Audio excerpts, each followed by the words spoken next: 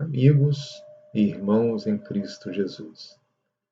É uma honra estar aqui falando para vocês, trabalhadores e frequentadores do Centro Espírita Vila de Abrantes, mesmo que à distância, agradecendo ao Criador pela oportunidade que nos oferece de mantermos um contato mais proximal, nos falando dessas tecnologias que têm nos auxiliado a superar as dificuldades que enfrentamos face à situação epidemiológica que envolve todo o nosso orbe querido. Que sejam momentos agradáveis para todos nós. Trataremos do tema Educando os Sentimentos, mas para que os objetivos aqui propomos possam ser atingidos, eu primeiro vou fazer assim algumas abordagens acerca das emoções, uma vez que para tratarmos dos sentimentos, faz-se necessário compreendermos a dinâmica das emoções. Emoções, sentimentos, andam sempre de mãos dadas. E para que possamos educar os nossos sentimentos, veremos que teremos que aprender a lidar com as nossas emoções. Então vamos lá dar início a esse bate-papo informal. Eu gostaria que vocês vissem esse nosso encontro sem essa perspectiva professoral. Bom, as emoções, o conceito de emoção vem da palavra ex-motion, ou seja, mover para fora, motion, ex, né? Mover para fora.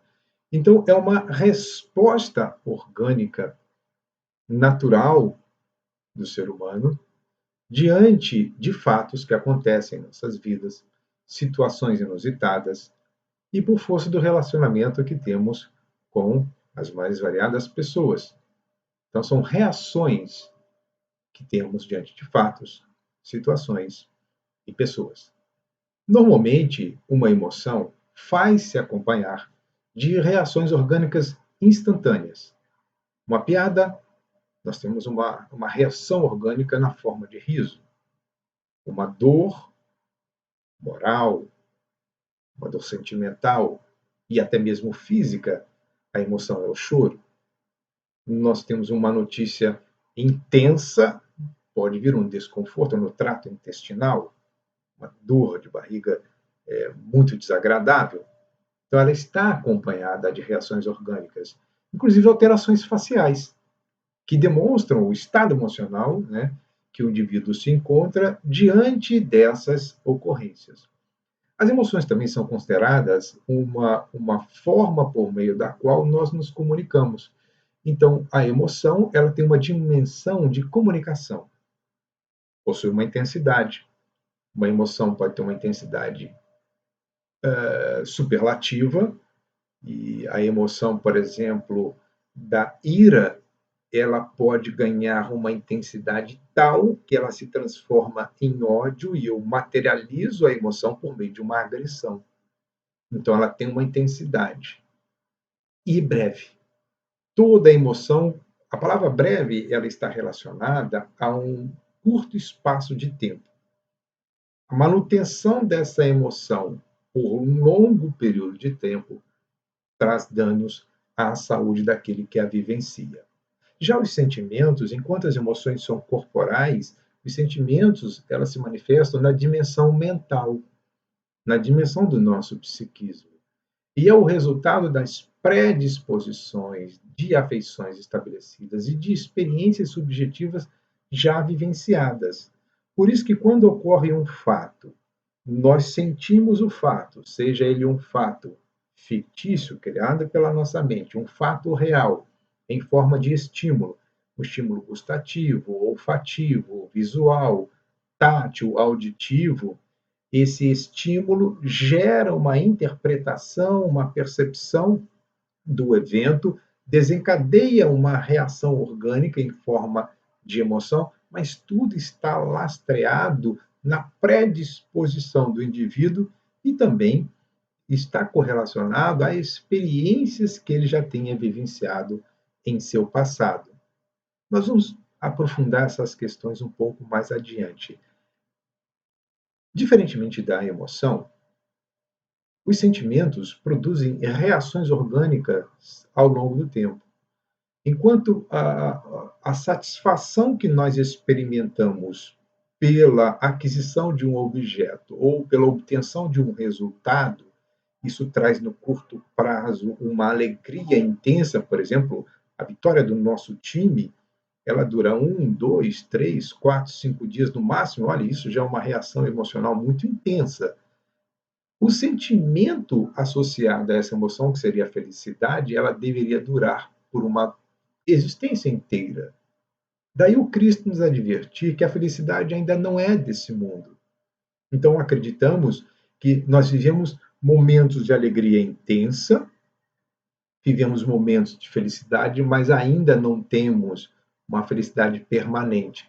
Logo, ela perde a sua intensidade e necessitamos de substituir aquele evento por outro para que consigamos manter uma condição de bem-estar psíquico.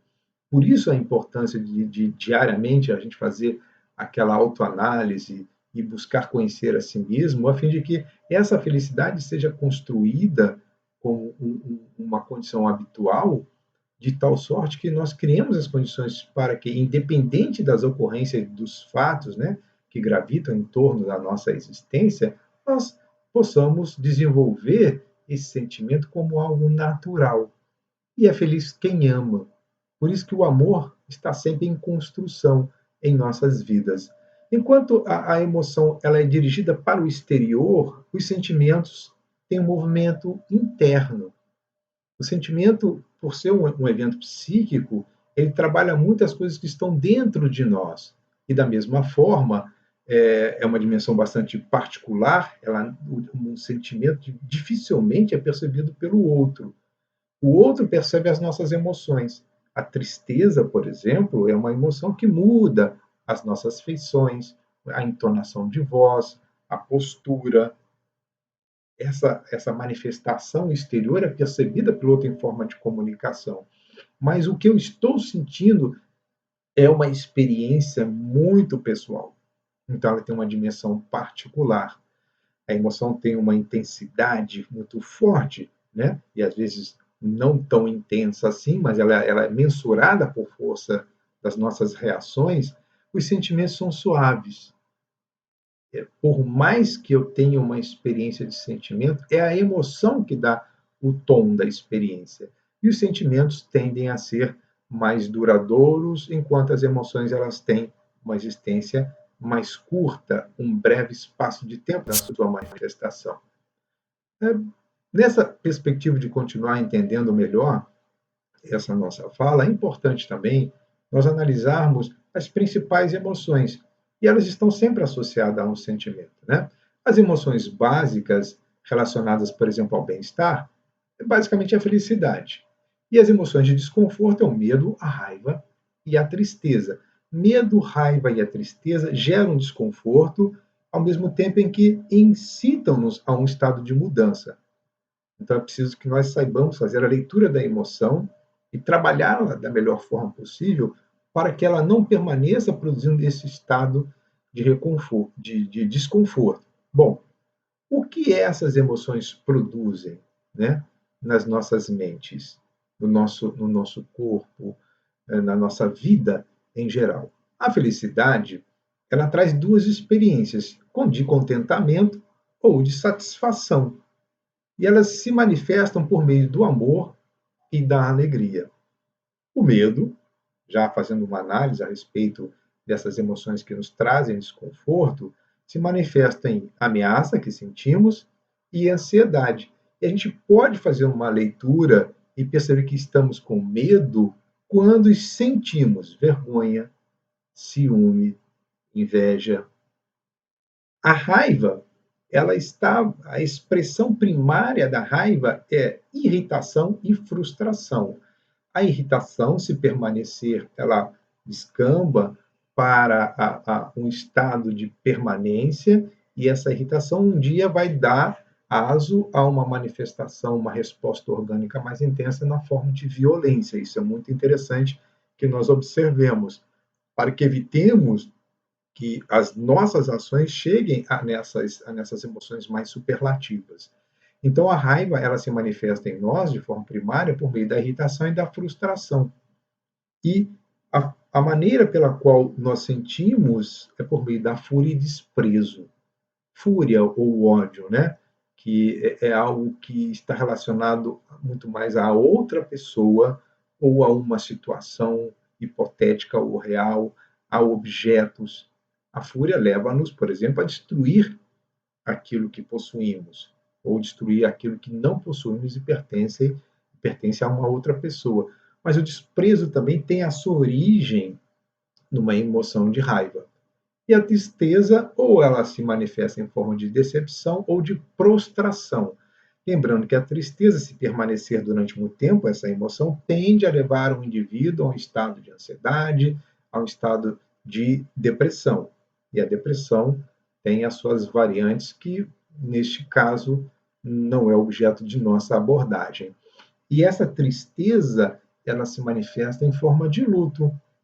Por exemplo, quando nós temos algo furtado, um celular, né, muito natural hoje, e sentimento de decepção, porque o objeto que eu ainda nem acabei de pagar, ele me é, desculpe, ele me é subtraído de forma inesperada, eu entro no estado de luto porque eu sou separado abruptamente de algo que era o meu objeto de desejo.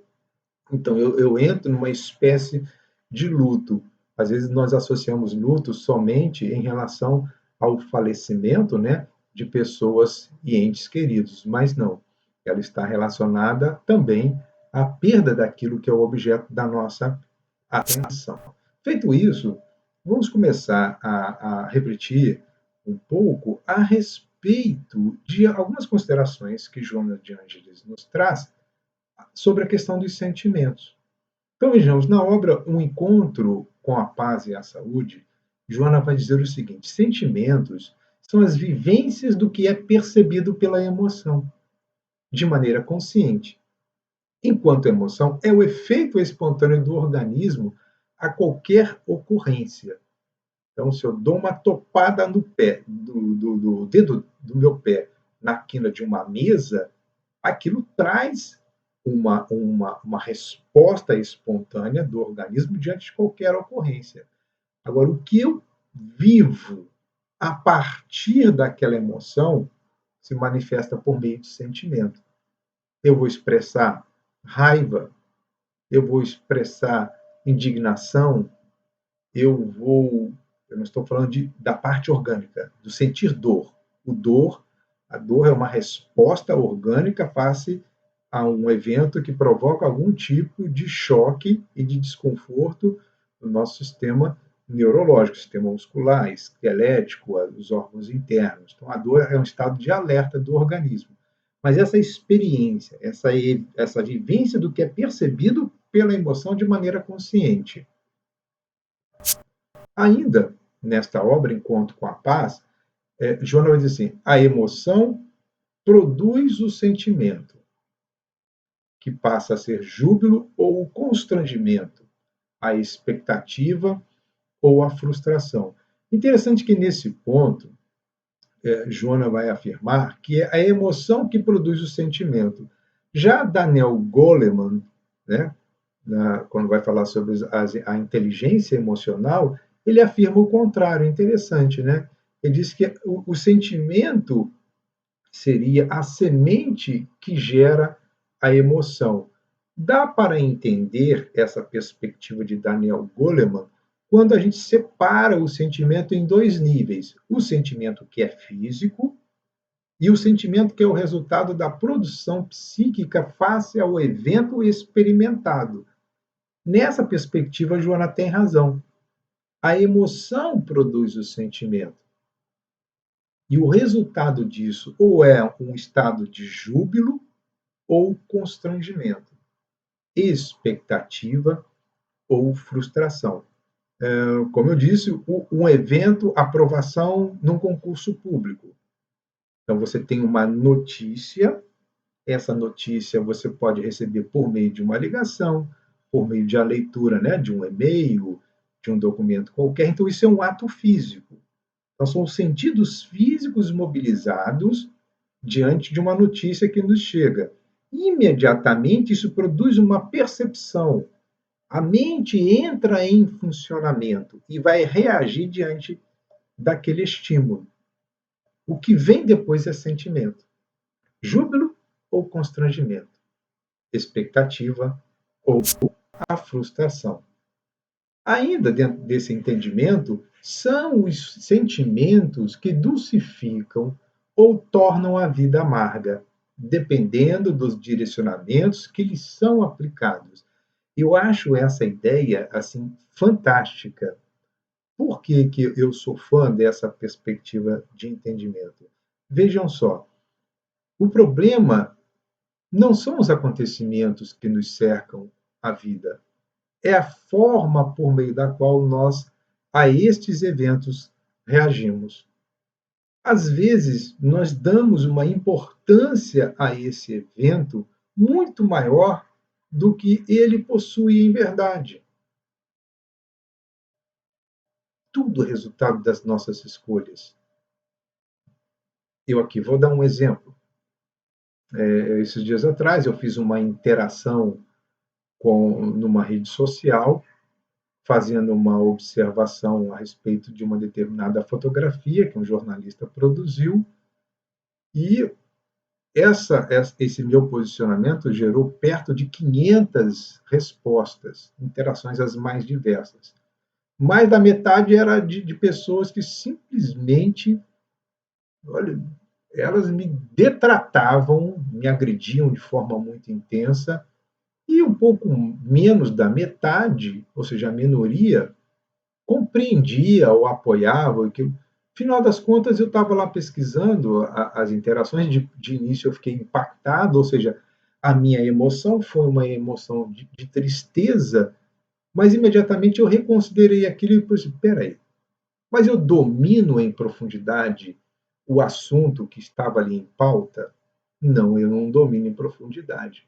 Então eu tenho que tirar isso como um aprendizado, de não oferecer uma resposta para uma circunstância se eu não possuo o domínio pleno daquele assunto. Porque às vezes o que eu faço ou a forma como eu reajo mais complica do que ajuda a solucionar o problema. Então são os sentimentos que dulcificam ou tornam a vida amarga. No meu caso, por um curto espaço de tempo, eu tornei, por meio de 1, 2 horas, eu fiquei muito assim impactado com a forma com que as pessoas reagiram ante a minha colocação. E eu medi muito as palavras, mas mesmo assim eu percebi no final, e eu dei uma resposta a um dos que estavam dentro do diálogo, disse: olha, eu aprendi muito, agradeço a todos, eu dispenso as ofensas, porque não constroem e não levam o debate a um outro nível, mas eu percebi que eu não conheço quase nada do assunto, então por isso eu peço desculpas. E aí eu fiquei em paz. Eu reconheci o meu erro, eu dei causa, então aquela emoção de tristeza, ela desapareceu, vida que segue. Então são as nossas escolhas. Ou a gente dulcifica ou a gente amarga. E Joana vai dizer na obra Triunfo Pessoal, no princípio do processo evolutivo, porém, né, os sentimentos se encontram em germe nos instintos agressivos ou primários. Portanto, os instintos, porque, veja, no princípio do processo evolutivo, nós estamos na expectativa de uma experiência ainda animal. Saindo da animalidade para a humanidade, os instintos, da mesma forma, tendem a se depurarem. E na medida em que o instinto vai evoluindo, ele vai sendo lapidado, sentimentos vão brotando. Em algum momento, esses instintos serão, né, transformados em experiências e sentimentos nobres, mas até lá nós temos uma longa estrada a percorrer. Então, é muito natural que, nessa perspectiva de educarmos os nossos sentimentos, ainda tenhamos no nosso comportamento reações em forma de respostas, né, no convívio social, onde quer que nós estejamos, que estão ainda lastreadas nos nossos instintos. O instinto de conservação, às vezes muitos dos que estão na perspectiva materializada da matéria, buscando experiências sensoriais as mais diversas, ainda muito apegados aos instintos de reprodução. Então, a conservação e a reprodução são instintos que trazem ainda reflexos muito profundos no ser humano. Ainda nessa obra, Triunfo Pessoal, Joana vai apresentar essa perspectiva de que os vão liberando, né, esses instintos eles vão sendo liberados até o momento em que passam a exercer atividades especiais na conduta, direcionando as aspirações. Então, o instinto é importante, mas ele vai evoluindo e tendo uma perspectiva agora de diminuir a sua carga de ação para que outras, vamos dizer assim, outras experiências sejam agregadas ao instinto, de tal sorte que ele seja transformado em sentimento e essa força seja direcionada para o belo, para o nobre, para o bem, para aquilo que é elevado. Quando nós damos um direcionamento às respostas, né, face a esses eventos aos quais estamos submetidos por força mesma da vida. E as respostas são dadas nessa direção do belo, a busca pelo nobre, a prática do bem, ou seja, nós nos dedicarmos a tudo que faz bem e é bom e também é elevado, significa que estamos distanciando-nos da animalidade e buscando uma experiência no reino nominal, mas uma experiência de caráter mais elevada, desenvolvendo esses sentimentos que nos dão a condição de estabelecermos uma vivência social a mais equilibrada e ajustada possível. Na obra de Jung, chamada A Vida Simbólica, extraímos esse pensamento que julgamos oportuno neste momento, porque, vejamos, se tem um evento que é captado pelos nossos sentidos, isso gera uma resposta que é resultado de uma interpretação resultante da percepção, a sensação, ou seja, aquilo que nós estamos experimentando corporalmente falando, nos diz que algo existe. Bom, o pensar vai nos dizer o que é que existe. O sentimento nos diz se é agradável ou não. Então tem toda uma sequência. Primeiro nós sentimos, entra uma elaboração de que aquela é uma experiência real, né? E uma percepção do agradável ou desagradável. E para o indivíduo que busca esse processo de educação de sentimentos, a intuição vai nos dizer de onde vem o estímulo e para onde vai as nossas respostas. Esse processo todo, que acontece de forma assim imperceptível para a grande maioria de nós, na verdade é o caminho dessa educação dos sentimentos que nós estamos procurando compreender como fazer em nossas vidas. Como diz o baiano, o diacho do problema é que os eventos eles acontecem de forma muito rápida. Você está numa fila de ônibus, por exemplo, você está perto de entrar, aí vem uma alma penada, passa na sua frente, era o último acesso, você fica para depois. Então tá, vamos pegar isso como exemplo. A sensação, a percepção vai nos dizer que algo existiu. Bom, o que é que nós percebemos naquele momento?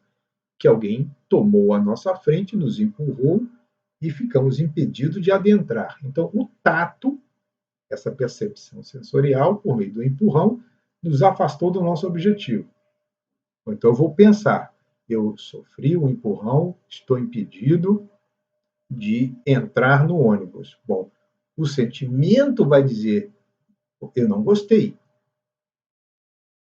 E aí a intuição, que é essa educação dos sentimentos, vai dizer, qual é a minha reação?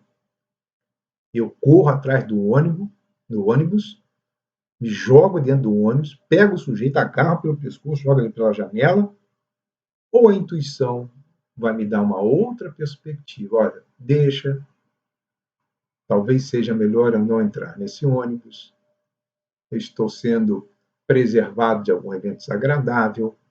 Então, a educação dos sentimentos, na verdade, é um processo que vai fazer com que nós controlemos as nossas reações, porque está no campo mental. Então, se eu controlo a análise do que está acontecendo, as minhas reações emocionais serão mais ajustadas. Eu posso ter uma explosão de raiva, porque vejam, a raiva é uma emoção básica, está dentro da estrutura da personalidade de todos nós. Eu vou sentir raiva, mas imediatamente um sentimento educado controla e vai dizer assim: olha, esse sentimento que eu estou experimentando, ou essa emoção que eu estou experimentando, ela não é agradável. E a intuição vai dizer assim: é melhor eu reconsiderar, porque senão o evento seguinte pode ser pior do que aquela experiência inicial. Voltemos agora também para a obra Triunfo Pessoal, de Joana de Anges, onde ela vai afirmar que os sentimentos expressam a capacidade que possui o ser humano de conhecer, de sentir e compartilhar as emoções que o vitalizam nas suas diversas ocorrências existenciais. Então, o sentimento é o grande vigilante. Quando a nossa mente está atenta, desperta, no primeiro evento que ocorre, em qualquer evento a ocorrer em nossas vidas, a gente fica como que em condições de fazer uma análise muito precisa sobre os fatores causais daquele evento, as decisões que eu terei que tomar e as reações, ou as consequências, melhor dizendo, ante aquela ocorrência, que pode ser uma ocorrência agradável ou desagradável.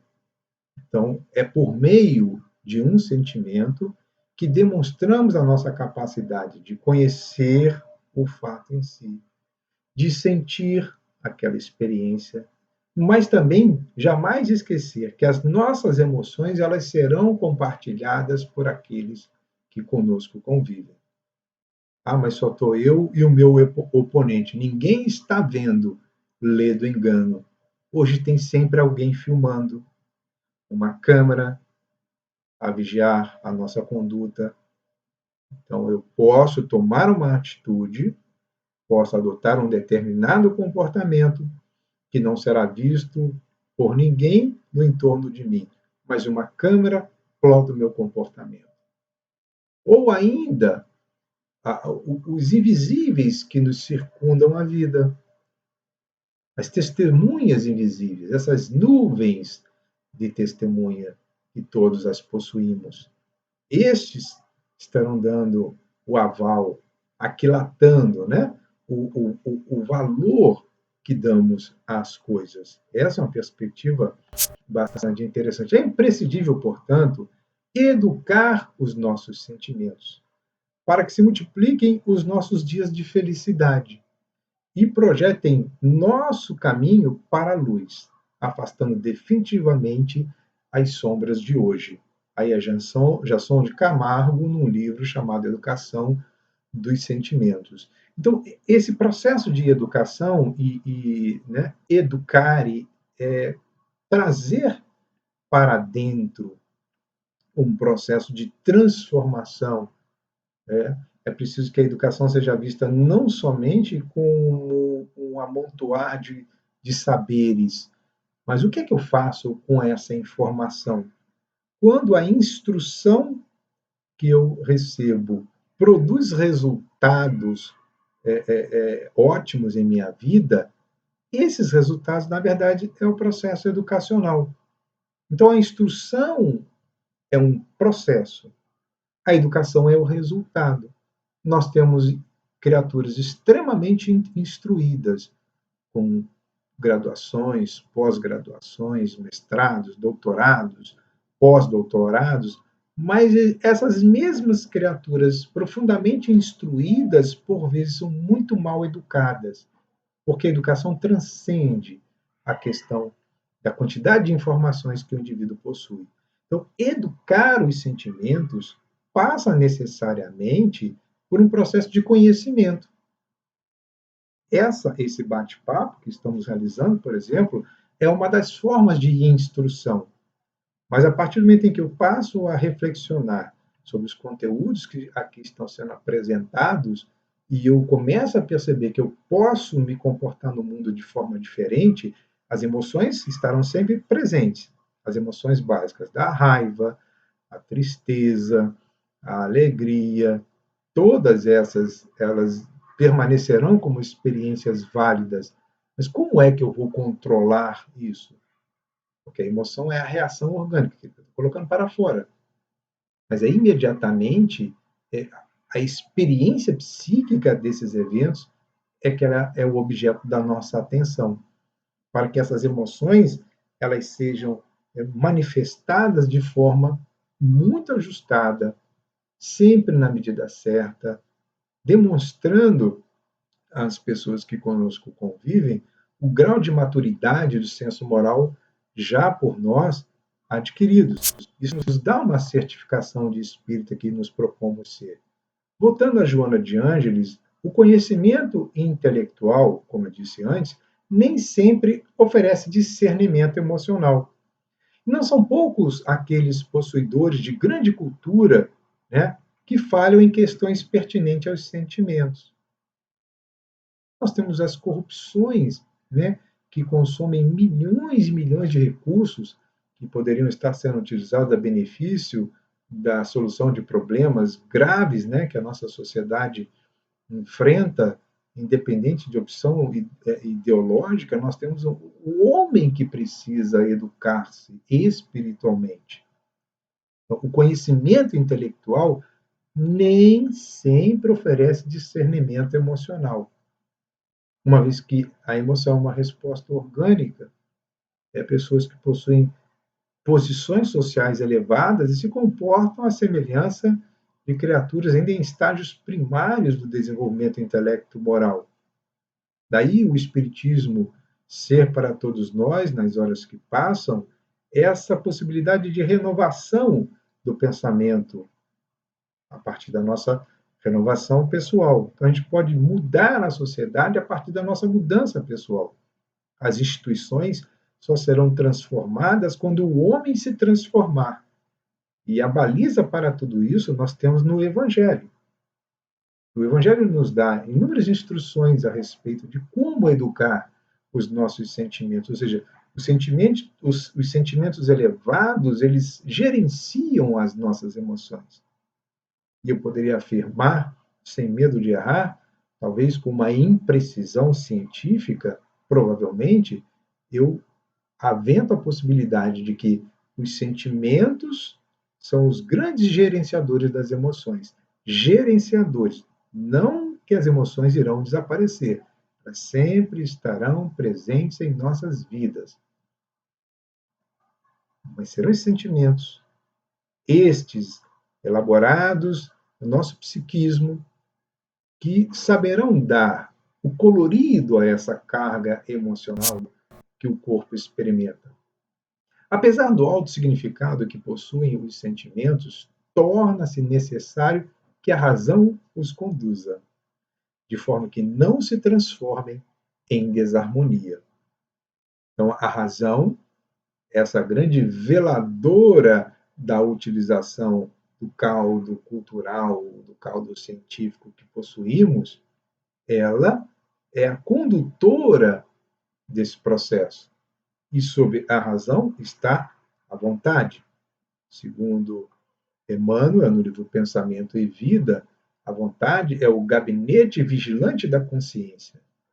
É o grande diretor do nosso psiquismo. Para onde vão as nossas decisões? Como serão manifestadas as nossas emoções? Em que nível essas emoções irão se expressar? Que tipo de sentimento a essa emoção nós iremos, né, associar. A razão entra, então, como essa possibilidade de nós usarmos um controle efetivo. E esse controle efetivo é como se fosse um sistema de certificação da qualidade. Vejam a grandeza, né, que a doutrina espírita nos oferece. Já não é somente de desenvolver a inteligência o de que os homens necessitam, mas de elevar os sentimentos. Vamos encontrar esse pensamento na obra A Gênese, no item 5, no capítulo 18. Atingimos um nível de conhecimento tecnológico, resultado dos estudos, desse alcance intelectual que a humanidade conseguiu atingir, mas às vezes a gente vê tantas notícias, né, no dia a dia, e elas parecem nos remontar a um passado não muito distante, onde o homem disputava a paus e pedras a posse de um determinado território. São brutalidades e comportamentos que chocam a noção de civilidade. Então, a inteligência já está bastante desenvolvida.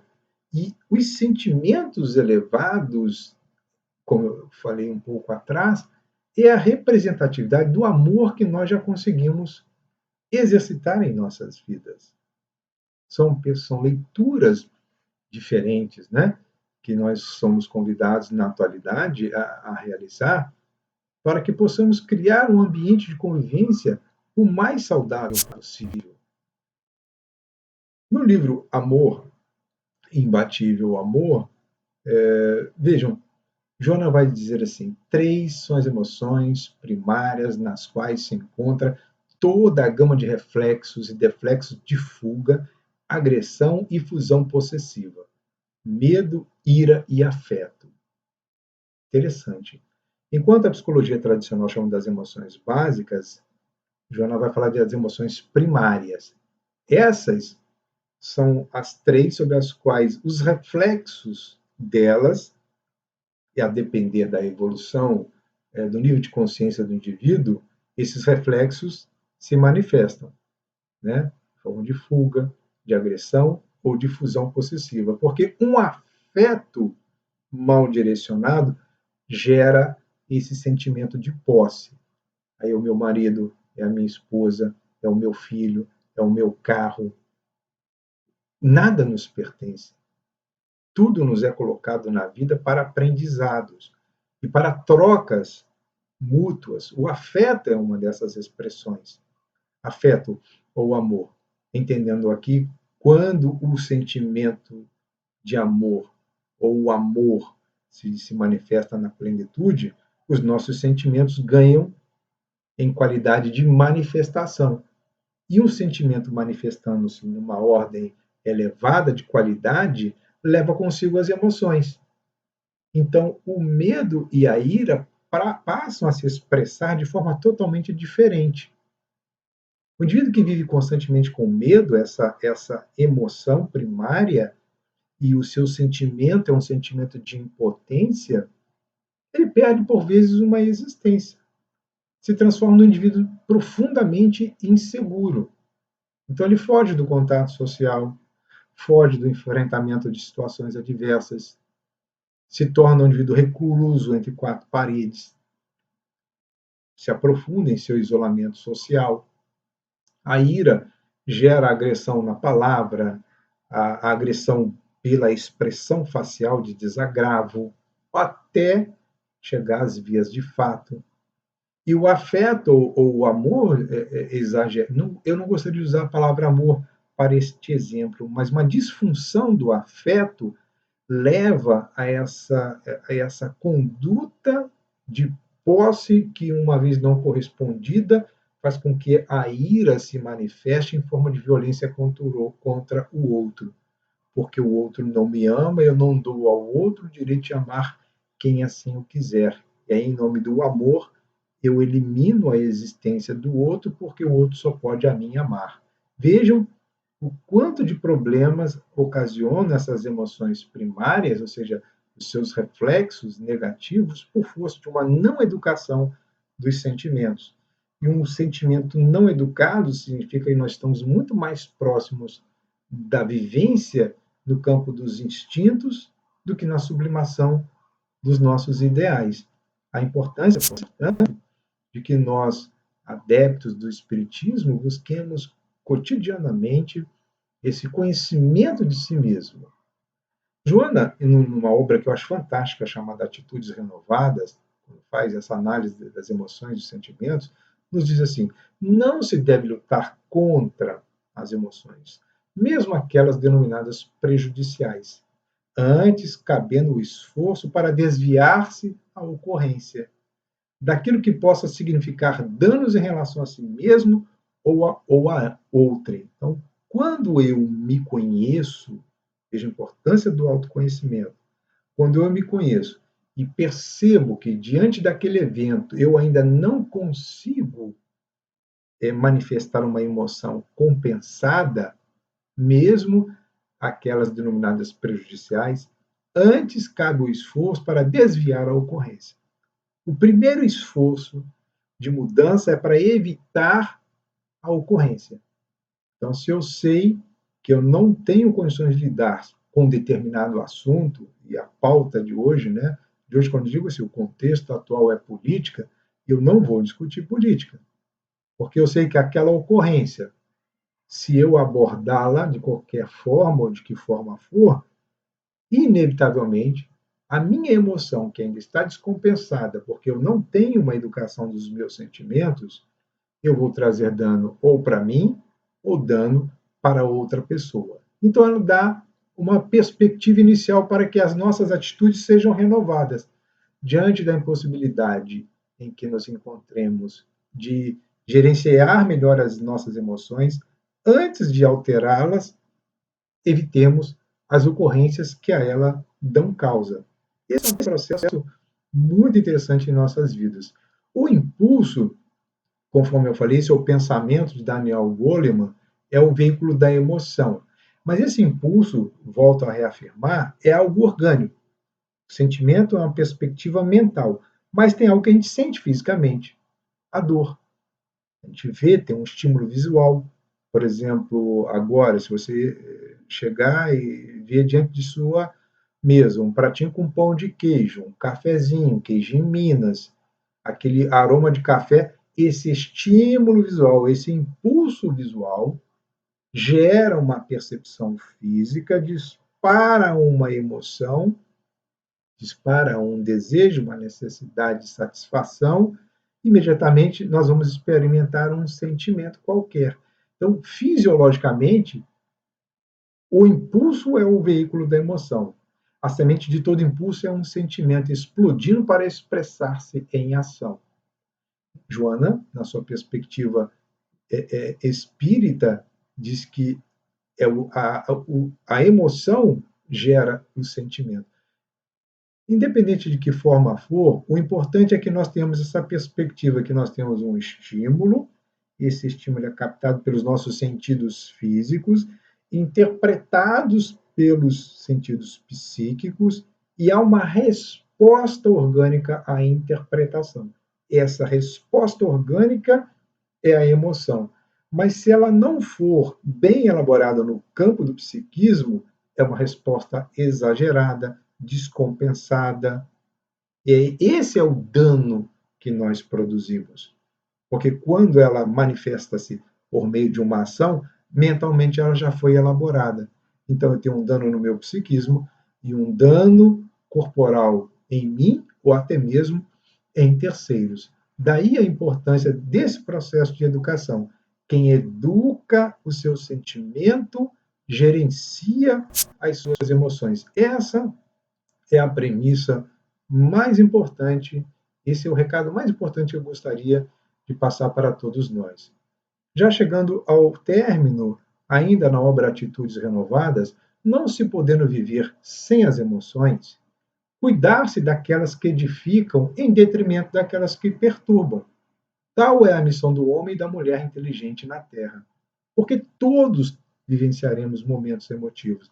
Essa imagem, portanto, que representa a mãe segurando o seu filho, é um momento sublime, é uma emoção manifestada por meio do afeto, resultado de um sentimento superior de amor, que une esses dois seres. É preferível, então, que nós façamos um investimento naquelas emoções que nos edificam a alma, mas anteriormente é preciso que tenhamos o siso, o conhecimento daquelas que nos perturbam. Então, os fatos geradores de perturbação devem ser evitados e investir nos fatos geradores de emoções saudáveis, até o momento em que, advindo um fato gerador desagradável, eu faça uma interpretação real do evento e a resposta orgânica que eu ofereça seja a mais ajustada possível. O Espiritismo, portanto, é o remédio para as nossas dores e roteiro para a libertação de nossas consciências. Estudá-lo, sim, entretanto, a maioridade espiritual das nossas atitudes somente florescerá ao renovarmos o modo de sentirmos a nós, sentirmos ao próximo e sentir a vida. Essa é a perspectiva que nós poderemos construir, né, em nossas vidas, diante de tudo que temos, de tudo que a vida nos oferece. Relembrando, jamais estaremos apartados de uma experiência emotiva, porque estamos em contato com outras pessoas, estamos em contato com objetos, com coisas, com eventos, com notícias, com os estímulos os mais variados possíveis. A forma como vamos reagir a essas ocorrências é que vão dar o tônus, o quanto nós estamos investindo em nós mesmos, na busca de uma experiência de vida a mais saudável possível. Então, o convite nosso é esse ciclo de evolução, esse ciclo de educação, para que jamais percamos de vista que temos a oportunidade de escolher.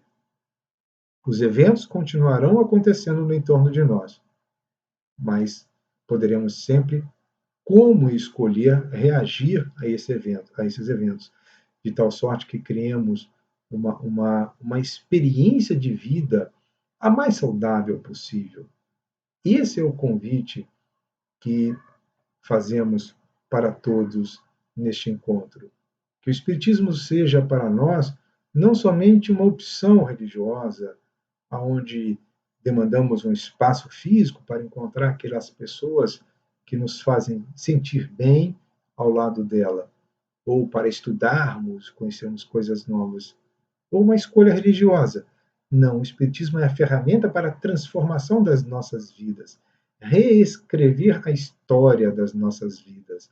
Essa é a perspectiva mais saudável de encararmos essa doutrina maravilhosa que o Cristo enviou até nós, para que façamos a redenção das nossas almas, almas falidas em muitas existências transatas, e que nas horas que passam recebemos de todos, recebemos de Deus esse gesto de misericórdia, uma manifestação de amor pleno por suas criaturas, que somos todos nós. Portanto, estas eram as nossas considerações, nosso agradecimento profundo por Deus ter nos possibilitado esses momentos de diálogo, esperando que tenha valido a pena e que possamos, a partir de agora, melhor nos comportarmos diante dos fatos e eventos que nos circundam a vida. Saúde, paz, Deus nos abençoe, hoje e sempre, que assim seja.